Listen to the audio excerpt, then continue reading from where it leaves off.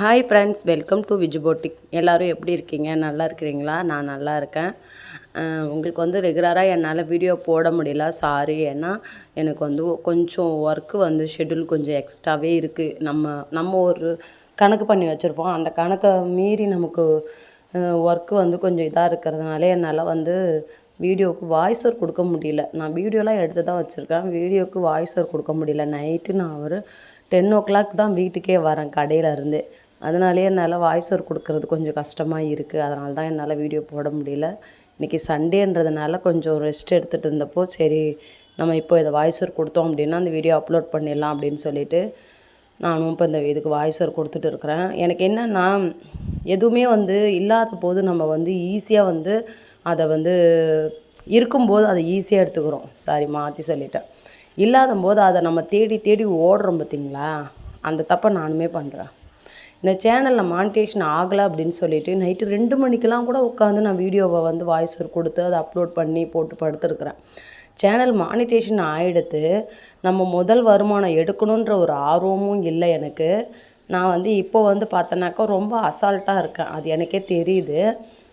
Channel monetisation ஆகாதவங்கக்கிட்ட போய் கேட்டிங்கன்னா நான் சொல்கிற வேகம் அவங்களுக்குமே இருந்திருக்கும். ஆனதுக்கப்புறம் அதில் ஒரு சுறுசுறுப்பு இருக்க மாட்டுது.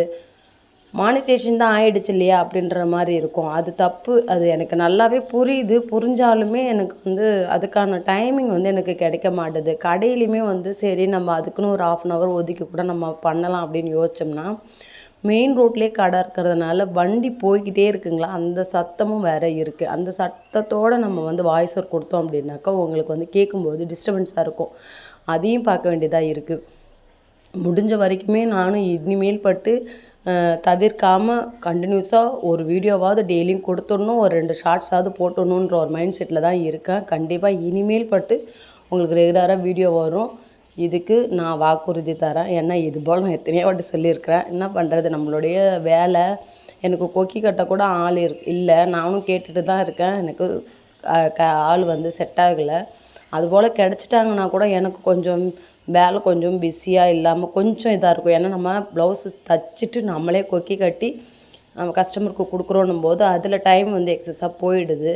அப்போ ப்ளவுஸ் தைக்கிற நேரத்துக்கு அதை வந்து நம்ம உட்காந்து அதை மேனேஜ் பண்ணி நம்ம அதை தைக்க வேண்டியதாக இருக்குது. அந்த மாதிரி ஷெடியூலாக இருக்கிறதுனால தான் கொஞ்சம் கஷ்டமாக இருக்குது. நானும் ஆள் பார்த்துட்டு தான் இருக்கேன், எனக்கு கிடைக்க மாட்டுறாங்க. நான் பார்க்குறவங்க எப்படி என்ன சொல்கிறாங்கன்னா, நம்மளுடைய கஸ்டமரே நீங்கள் ஒரு ஆள் போட்டுக்கலாம்ல அப்படின்னு தான் கேட்குறாங்க. ஆள் போடுறதுக்கெலாம் நான் தயாராக தான் இருக்கிறேன். எனக்கு கிடைக்க மாட்டுறாங்க. ஒரு ஆள் கிடச்சாங்கன்னா ஓகேவாக தான் இருக்குன்னு தான் தோணுது எனக்குமே. கொக்கி கட்டி கொடுத்துக்கிட்டு இந்த புடவைலாம் ஓரடிச்சு கொடுத்தாங்க அப்படின்னா இந்த சின்ன வேலையெல்லாம் கூட அவங்க செய்யலாம். அந்த மாதிரி தான் ஒரு மைண்ட் செட்டில் தான் இருக்கிறேன் நான். ஒரு ஆள் கிடச்சாங்கன்னா கூட ஓகேவாக தான் இருக்கும். வீட்டு வேலையும் பார்த்துக்கிட்டு கூட ஒரு 11 மணிக்கு மேலே வந்தாங்கன்னா அப்படின்னா கூட ஒரு 4 மணிக்கு 5 மணிக்கெலாம் கூட வீட்டுக்கு போகிறது இருந்தால் கூட போய்க்கலாம். கடையிலே வந்து பார்க்குற மாதிரி இருந்தாங்க அப்படின்னா எனக்கு ரொம்பவும் பெஸ்ட்டாக இருக்கும். அது வந்து நமக்குமே ஒரு மோட்டிவேட்டாக இருக்கும். இப்போ அவங்க உட்காந்துருக்காங்க, நம்ம கடற்கன்னு ப்ளவுஸ் தைச்சி கொடுத்தா தான் கொக்கி கட்டணும் அப்படின்றது அதிலே நமக்கு ஒரு ஃபாஸ்ட்டுன்றது வரும். அந்த கடையில் அப்படி தான், நான் ஒரு ஜாக்கெட்டு தைச்சி முடிக்கிறதங்காட்டியும் அவங்க அதை கொக்கி கட்டிடுவாங்க. அது மாதிரி இருக்கும்போது நான் இன்னும் ஃபாஸ்ட்டாக வந்து ப்ளவுஸ் ஸ்டிச் பண்ணுவேன். அவங்களே சொல்லுவாங்க, என்ன காரணம் அந்த ப்ளவுஸை கொக்கி கட்டி முடிக்கிறதுங்காட்டியுமே இந்த ப்ளவுஸை முடிச்சிட்டிங்க அப்படின்வாங்க. அந்த மாதிரி எனக்குள்ளார ஒரு ஃபாஸ்ட்டு வந்துடும். அவங்க வந்து கொக்கி கட்டிட்டாங்க அப்படின்னா நான் பாதி ப்ளவுஸை தைச்சிருவேன். அவங்க ஜாக்கெட்டை வராங்க அப்படின்னா மீதி ப்ளவுஸை தைச்சிருவேன். அந்த ஜாக்கெட்டை வைப்பாங்க, நம்ம இந்த ஜாக்கெட்டை கொடுத்துருவோம். அந்த மாதிரி நான் ஒரு ஃபாஸ்ட்டாக நானே எனக்குள்ளார ஒரு மோட்டிவேட்டாக ஆகிக்குவேன். அவங்க உட்கார வைக்கக்கூடாது, அவங்களுக்கு நம்ம வேலை கொடுத்துக்கிட்டே இருக்கணும் அப்படின்ற மாதிரி நினைப்பேன். அவங்களும் 10 ரூபா சம்பாதிக்கணும் இல்லையா, நம்ம மட்டும் சம்பாதிக்கக்கூடாது, அவங்களும் 10 ரூபா சம்பாதிக்கணும். நானும் யாருக்காவது ஒருத்தருக்கு வேலை கொடுக்கணும், அவங்களும் ஒரு 10 ரூபா சம்பாதிக்கணும் அப்படின்ற ஒரு மைண்ட் செட்டில் தான் நானுமே யோசிக்கிறேன். நம்ம கடைக்குன்னு வந்துட்டோம் அப்படின்னா நமக்கு வந்து ஒர்க்கு கொஞ்சம் ஹெவியாக தான் இருக்கும். அதை நம்ம சமாளிக்கிற மாதிரி நம்மளும் தயாராக இருக்கணும் அப்படின்றதுனால தான் நான் யோசிச்சு தான் நான் அந்த கடையை வச்சேன். நான் எதிர்பார்த்த மாதிரியே அந்த நான் சொல்கிறது எல்லாமே நடந்தது. ஆனால் எனக்கான ஒரு ஆள் கிடைக்கல. எல்லாமே நடக்குதுன்னாக்கா ப்ளஸ் வந்து நமக்கு வந்து ரோட்டாண்ட வச்சதுனால நிறைய பேர் போகிற வரவங்கள நிறைய பேர் பார்த்துட்டு நம்மக்கிட்ட வந்து துணி கொடுக்குறவங்க இருக்கிறாங்க. நம்ம பழைய கஸ்டமர்லாம் வீட்டுக்கு வர்றதுக்கு சங்கடப்பட்டுக்கிட்டு இருந்தவங்களும் வராங்க. அப்படி இருக்கும்போது நமக்கு வந்து அந்த ஆர்டர்லாம் விட்றதுக்கும் மனசு இல்லை. நம்ம ஒவ்வொரு ஆர்டருமே வந்து நம்ம அவ்வளோ கஷ்டப்பட்டு நம்ம வந்து அதை முடிச்சு கொடுத்து அவங்கக்கிட்ட ஒரு நல்ல பேர் வாங்கியிருப்போம் இல்லையா? அதனால் அதை விட்டுட்டோம் அப்படின்னாக்கா நமக்கு தான் வந்து ஃப்யூச்சரில் கஷ்டம். ஏன்னா புது கஸ்டமர் எல்லாமே வந்து ஒரு ப்ளவுஸ் தைச்சி பார்த்துட்டு செட் ஆகலை அப்படின்னாக்கா விட்டுடுவாங்க. ஆனால் நம்ம பழைய கஸ்டமர் இருந்தாங்கன்னாக்கா என்ன பண்ணுவாங்கன்னா, இது கொஞ்சம் இந்த இந்த இந்த பிரச்சனை இருக்குப்பா, நெக்ஸ்ட் ப்ளவுஸில் இதை திருத்திக்கோ அப்படின்ட்டு சொல்லுவாங்க இல்லையா? ஏன்னா எல்லாராலுமே கரெக்டாக வந்து ஸ்டிச் பண்ணிட முடியுமான்னு கேட்டால் கண்டிப்பாக இல்லை. ஏதாவது ஒரு சின்ன சின்ன கரெக்ஷன் வரதான் செய்யும். ஏன்னா ப்ளவுஸுன்றது வந்து சின்ன சின்ன சின்ன சின்ன பாட்டும் அது புரியுதுங்களா? இப்போ நான் இப்போ பாருங்கள், பட்டி பீஸு, ஃப்ரண்ட் பீஸு, கழுத்து பீஸு, அந்த மாதிரி ஒவ்வொன்றும் சின்ன சின்ன பீசஸை ஜாயின் பண்ணி தான் நம்ம வந்து அந்த ப்ளவுஸை ஸ்டிச் பண்ணுறோம்.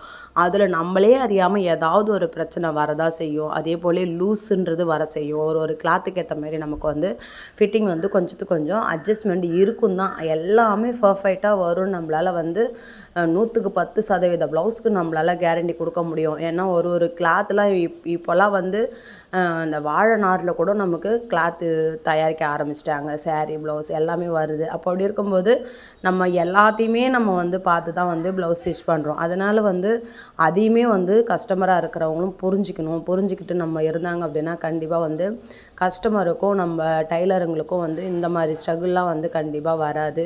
இதெல்லாம் அட்ஜஸ்ட் பண்ணி நம்ம பழைய கஸ்டமர் வந்து இருப்பாங்க. ஏன்னா அவங்க புரிஞ்சுப்பாங்க, நம்மளை பற்றியும் புரிஞ்சுப்பாங்க, நம்மளுடைய ஸ்டிச்சிங்கை பற்றியும் புரிஞ்சுப்பாங்க.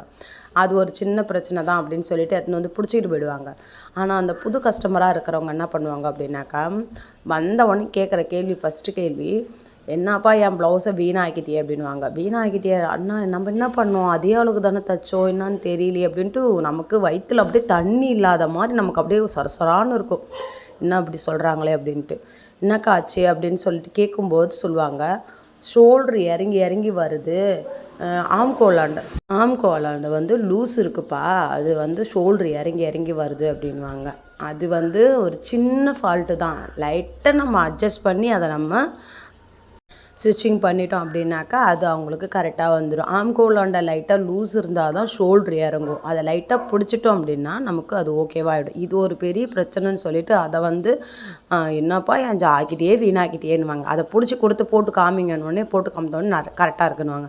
இதுக்கோசமாக்கா இந்த வார்த்தை யூஸ் பண்ணுறீங்க அப்படின்ட்டு நான் கேட்பேன். அது எதுவும் உங்களுக்கு அது வந்து சாதாரணமாக தெரியுது, ப்ளவுஸே வீணாக்கிட்டீங்க அப்படின்றீங்களே, அது எப்படியாப்பட்ட வார்த்தை தெரியுமா? அந்தமாரி சொல்லாதீங்க. லைட்டாக லூஸாக இருக்குது, பிடிச்சிக்கலாம், எதுவுமே கொஞ்சம் முன்ன பின்ன இருக்க தான் செய்யும், இதெல்லாம் ஒரு விஷயம்னு சொல்லிட்டு பேசுகிறீங்களாக்கா அப்படின்னு அவங்களுக்கு நான் பொறுமையாக எடுத்து சொல்லுவேன். அதுக்கப்புறம் சரிப்பா, நான் வந்து எனக்கு இந்தமாரி லூஸ் ஆகவும் எனக்கு கோவமாகிடுச்சு, அதனால தான் அப்படி சொல்லிட்டேன் அப்படின்வாங்க. அது மாதிரி இருக்கிறவங்களும் இருக்கிறாங்க. இதெல்லாம் கடந்து வந்து தான் நம்ம வந்து இந்த ப்ளவுஸ் ஸ்டிச்சிங் வந்து பண்ணி கொடுத்துட்டு இருக்கிறோம். ஒன்றுக்கு ஒன்று சளைச்சவங்க கிடையாது. அதே போல் ஒரு நாளைக்கு எத்தனை கஸ்டமரை பார்க்குறோம், ஒவ்வொருத்தவங்க ஒரு மாதிரி இருப்பாங்க. கடன் வச்சுட்டோம் அப்படின்னாக்கா நிறைய பேர் டிஃப்ரெண்ட் திங்கிங்கில் இருப்பாங்க. நம்ம ஒரு யோசனையில் இருப்போம், அவங்க ஒரு யோசனையில் இருப்பாங்க. நேற்றுக்கு வந்து ஒருத்தவங்க சுடிதார் தைச்சிருந்தாங்க. சரின்ட்டு சொல்லியிருந்தேன், ஸ்டிச்சிங்க்கு வந்து இப்போது ரேட்டு ஏற்றியாச்சு, எல்லாத்துக்குமே ப்ளவுஸுக்கு சுடிக்கு எல்லாத்துக்குமே ரேட்டு ஏற்றிட்டோம். நம்ம வந்து 2 வருஷம் ஆகுது ரேட்டு ஏற்றி, அதனால் இப்போது நமக்கு அமௌண்ட் வந்து கொஞ்சம் ஏற்றியாச்சுன்னு சொன்னோம். சரி எவ்வளோன்னு சொல்லுங்கன்னாங்க. சுடிதாருக்கு 500 வாங்குகிறோம், நார்மலாக தைக்கிறதுக்கு 250 வாங்குகிறோம் அப்படின்னு சொல்லியிருந்தேன். சரி ஓகே தைங்கன்ட்டாங்க. நெக்கு வந்து வேறு டிசைன் கேட்டிருந்தாங்க, அதையுமே வந்து தைச்சி கொடுத்துட்டோம். அதுக்கு நான் 50 ருபீஸ் எக்ஸ்ட்ரா கேட்டிருந்தேன். அதுலேயுமே நான் கம்மி பண்ணி தான் ரேட்டு சொல்லியிருந்தேன். அவங்க வந்து என்ன கேட்டாங்க, கம்மி பண்ணி சொல்லுப்பான்னாங்க. நான் போய் நூல் வாங்குற இடத்துல இதுமாரி கம்மி பண்ணி கேட்டேன்னா தரமாட்டுறாங்க. நீங்கள் கேட்குறது மட்டும் நான் எப்படி பண்ண முடியுங்க்கான்னு கேட்டேன். இதில் என்னங்க தப்பு இருக்குது? அதுக்கு அவங்க சொல்கிறாங்க, என்னங்க கோவமாக பேசுகிறீங்கன்னு.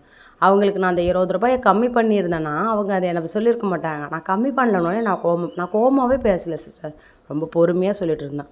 நம்ம வந்து நமக்கானதை நம்ம பேசுகிறோம் அப்படின்னா அவங்களுக்கு வந்து ஓகேவாக இருந்தது அப்படின்னாக்கா அவங்க வந்து அது வந்து நம்மளை பெருசாக பேச மாட்டுறாங்க. அவங்களுக்கு அந்த 20 ரூபா கம்மி பண்ணல அப்படின்றதுனால அவங்க வந்து இல்லை இது நம்ம வந்து கோவமாக பேசுகிறோம், நம்ம மேலே தப்பு இருக்குது அப்படின்னு சொல்கிறாங்க. இதுபோல் கஸ்டமர்லாம் நம்ம பார்த்துக்கிட்டு தான் இருக்கோம், கடந்து தான் வந்திருக்கோம். இதுபோல் நீங்களுமே வந்து ஃபீல் பண்ணியிருக்கீங்களா அப்படின்ட்டு கமெண்ட் பண்ணுங்கள். இந்த வீடியோ பிடிச்சிருக்கு அப்படின்னா லைக் பண்ணுங்கள். Bye friends.